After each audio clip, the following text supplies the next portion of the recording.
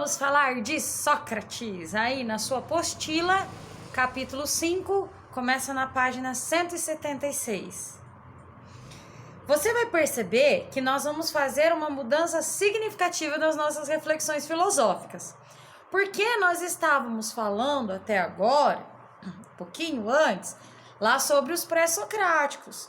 O objeto de estudo desse grupo de pensadores é a natureza, porque eles estavam tentando encontrar o arquê, o princípio do universo, o princípio de todas as coisas, o elemento básico.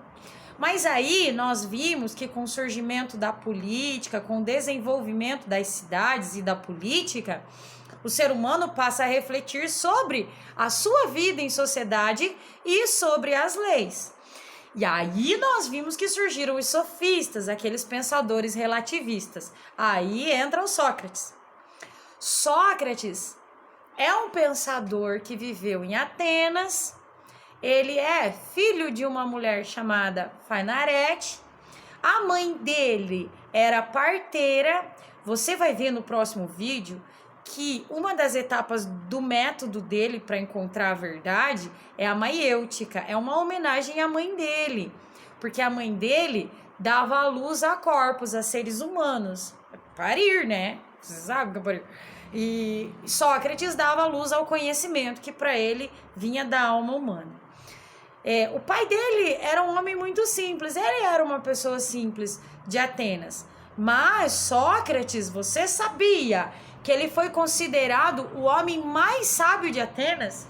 Um dia perguntaram para o oráculo: ó grande oráculo, quem é o homem mais sábio de Atenas? E aí o oráculo respondeu: Sócrates é o mais sábio de Atenas. Ora, por quê? E por quê? Você sabia que nem Sócrates acreditou? Foi um rebuliço tão grande que nem ele acreditou. Então, ele saía pelas ruas de Atenas tentando demonstrar que ele não era o mais sábio. Sabe o que ele descobriu? Que à medida que ele parava as pessoas simples, pessoas importantes, ele não tinha muito um critério. Ele percebeu que ele sempre parava e perguntava às pessoas sobre as virtudes e sobre algumas coisas que você vai entender melhor no próximo vídeo. E as pessoas, elas tinham a segurança de que sabiam sobre aquilo que estavam falando. Mas à medida que conversavam com Sócrates, elas entendiam que elas não sabiam do que ela estava falando. Então, se você pudesse perguntar para o oráculo: por que Sócrates é o mais sábio? O oráculo responderia: porque todo mundo acha que sabe tudo, mas de fato saber não se sabe. Já Sócrates, ele não sabe tudo, mas uma coisa ele sabe, que ele não sabe. Eu sei que pode ter bugado sua cabeça, mas isso é por conta de uma frase do Sócrates. Ele dizia assim: só sei que nada sei. Isso não é desculpa para você escrever no dia da prova, tá, coleguinha? Não é para você escrever lá, porque senão eu vou dizer da sua nota, só sei que eu não sei também. O que quer dizer essa frase, só sei que nada sei? Quer dizer o seguinte, olha, o primeiro passo para ser sábio é você admitir que você não tem o conhecimento sobre algo. É você admitir que aquilo que você pensa saber, na verdade, ele é fundamentado num tipo de conteúdo que nós chamamos de doxa, que dentro da filosofia nós chamamos de doxa, que é aquilo que é o senso comum. E quanto mais você admite não saber, você corre atrás do conhecimento. E quanto mais você corre atrás do conhecimento, mais sábio você vai se tornando. Não porque caiu de Bluetooth na sua cabeça, mas porque você está em constante busca. A busca constante, portanto, é o segredo da sabedoria. Sócrates, ele era contrário ao relativismo dos sofistas. E aí você pode perguntar assim para mim: ô professora, mas você disse pra gente e argumentou várias vezes sobre a consistência da reflexão dentro do relativismo. Mas a filosofia é isso aí, né? Um dia a gente fala o pensamento de um filósofo, outro dia nós falamos do outro, para você entender que você precisa buscar respostas. Sócrates olhava para os sofistas, para os relativistas e dizia: a verdade não é relativa, A verdade é, portanto, única, universal. Gostem os espartanos, desgostem os troianos, a verdade é uma só. E como que os sofistas, o Sócrates se baseava nisso? Você pode dizer assim para mim, professora, mas faz sentido o relativismo. Se eu passar na rua, por exemplo, e perguntar para 10 pessoas sobre o que é a justiça, cada uma vai falar uma coisa.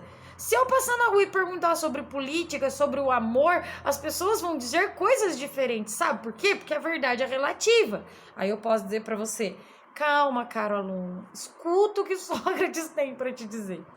Sócrates vai dizer que existem duas formas de conhecimento, um que ele chamou de doxa e o outro que ele chamou de episteme. Doxa é esse conhecimento simples, do cotidiano, que não foi testado, que não foi contraposto, que não vem de um raciocínio lógico profundo. Já a episteme é justamente o contrário. É esse conhecimento sistemático, organizado, é um conhecimento que já foi contraposto, é um conhecimento mais seguro.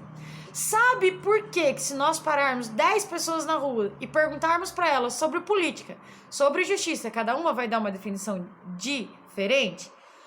Porque eles estão baseando a sua organização na fala na doxa, no conhecimento simples. Te pergunto, meu amigo aluno, que conhecimento eu e você temos para falar sobre justiça?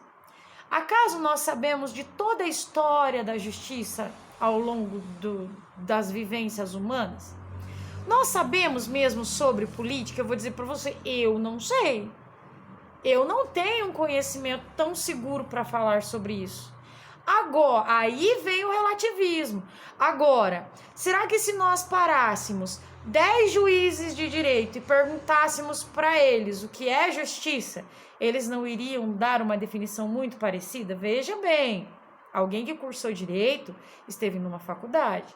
Alguém que é juiz passou por um concurso dificílimo, ele tem um conhecimento sistemático sobre isso.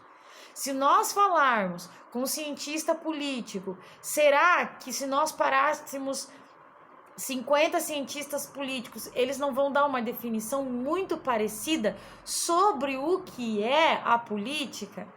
É que eu e você estamos na doxa, esses caras estão na episteme. Aí você teria que perguntar para mim, mas então, professora, como eu faço para alcançar a episteme? O Sócrates acreditava que esse conhecimento ele está dentro da alma, daquilo que ele chama de alma humana. Ele está dentro de você. Ele só precisa vir à luz, vir para fora, e ele vinha para fora por meio do diálogo. Sócrates acreditava que tinha uma missão muito parecida com a missão da mãe dele. A mãe dele tinha a missão de parir almas, de parir vidas, parir seres humanos. Ele acreditava que ele dava luz à alma. Você fala, como que a alma sai, professor? Por meio da palavra. Como que você expressa aquilo que você tem dentro da sua consciência? Por meio da palavra. É por isso que Sócrates saía de lugar em lugar, ele saía na praça pública, parava pessoa por pessoa e fazia as pessoas refletirem sobre aquilo que estavam dentro delas. Daí a frase, conhece-te a ti mesmo, nós de Y, uma das frases que eu particularmente mais gosto. Conhecer a você, aquilo que você sabe, aquilo que você não sabe. Conhecer se você é virtuoso. Virtude significa um tipo de comportamento bom para se viver em sociedade. Né? Qual que é uma pessoa virtuosa para viver num grupo social? Sem ferir as outras pessoas, sem trazer maiores danos ao todo social. O que seria uma pessoa virtuosa? Quando você é uma pessoa virtuosa? Um filósofo chamado Spinoza, ele vai dizer que nós estamos o tempo todo nos relacionando com o mundo. Conhecer a si mesmo significa saber como você reage nas diferentes relações do mundo. Quando o mundo te causa raiva, quando o mundo te causa ódio, quando o mundo te causa nervosismo, como você é nessas horas? Como você teria que ser para ser diferente? Uma pessoa que se irrita facilmente, ela age na direção da sua irritabilidade, será que ela é virtuosa? Uma pessoa que bate na outra, que vai a vias de fato, será que ela é virtuosa? Conhece a ti mesmo. Esse conhecimento está dentro de você. Olhe para dentro de você, reflita sobre isso. Comece pelo só sei que nada sei e vamos ao método socrático, dividido em 2 etapas, ironia e maiêutica. No meio tem a aporia, que é a grande função da ironia. Nós vamos ver isso no próximo vídeo. Até mais, beijo!